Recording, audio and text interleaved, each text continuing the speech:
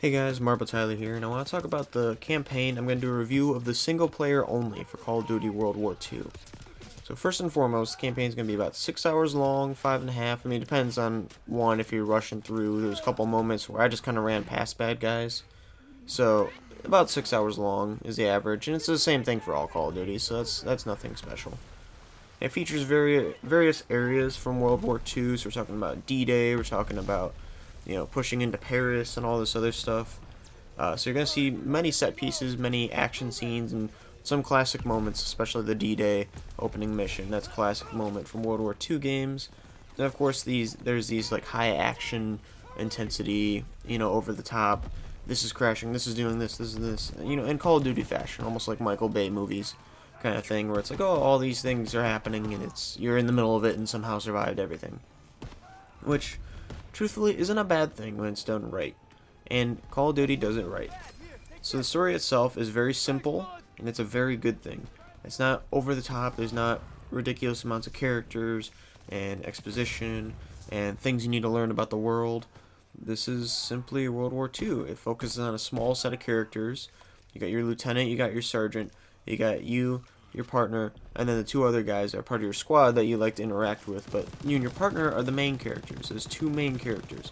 It's your interactions and your bondage between these two guys. Growing as brothers, going through this war. And they're excellent. Like, they're all written super well. Josh Duhamel is in the game, of course. He's like a bad guy. I mean, truthfully, he's on your side, but he's really kind of like a pushy. He doesn't care for you guys as much.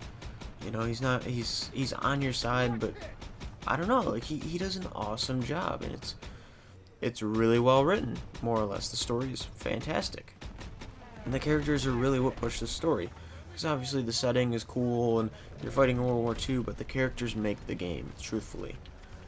So you're gonna fight across some iconic missions. You're gonna be starting with D-Day, of course. You're gonna open up on the beaches. I did a video featuring some of the awesome action set pieces, the gore of storming the beach, getting up to the bunkers and blowing them up. Awesome mission. There's stealth gameplay in the game, so you're gonna be sneaking around behind enemy lines, trying to either suppressively kill people from distance, stab people, get to certain locations. And the stealth gameplay is pretty cool. There's some driving missions, or driving parts to missions, which they're nothing special, but it's unique. It offers some, hey, you have this like different variety. You're not just doing the same thing over and over. And then there's even one mission where you're completely talking and you can't even tell what the other people are saying because you're trying to more or less disguise yourself as one of the Germans. And so you have to talk. You don't know what they're saying, but you're trying to respond to them. Really unique, beautiful mission. Just absolutely fantastic. Something completely different from what we see normally, and it does a wonderful, wonderful job. Overall, the campaign features 11 missions total. They're about 20 to 30 minutes long. Some of them are longer than others. Like the opening mission's a little bit of a longer one. Each mission does contain some hitting, like there's heroic actions. So there's little like I want to say cinematic set pieces in every mission. And when you're in that mission, if you do those things or whatever, you take care of that guy and save the one guy, do this and that. There's heroic actions, and it's pretty nice. And then there's mementos. So instead of intel, like in classic ones, we have mementos, so little hidden things. These are objects, and these objects have their own many little stories. And of course, there's 4 different difficulties. We don't have any realistic, one-shot death kind of things. We got the standard 4. We got, the recruit, the normal, the heroic, and the veteran. Truthfully, I believe that's all they need. The only downside, the campaign is single player only. So we're not looking at, getting 4 buddies in. Therefore, you and you 3 buddies, and you're going to be going ham on this game.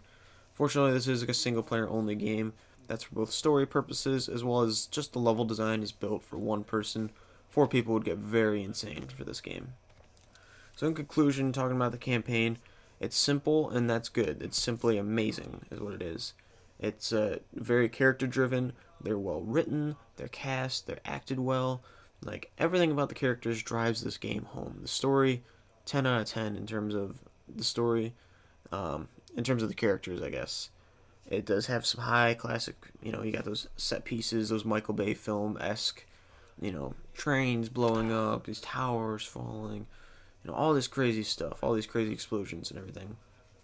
And one of the best things about it is that the campaign is not overdrawn out with loadout systems and leveling up your campaign character, which is separate from your multiplayer, which is separate from your zombies. No, it's simple.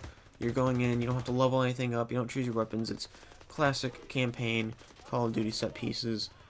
It feels fantastic, and overall, I'd have to give the single player a 9.5 out of 10. Characters drive it home. Everything's just fantastic. There's some unique, there's some variety. It's amazing single player. Personally, this game already one of the top games in my book for the single player only. But yeah, check back to STG for more multiplayer, for zombies. We're going to do all the memento locations. So check back to STG. We're going to have more Call of Duty World War II coming soon.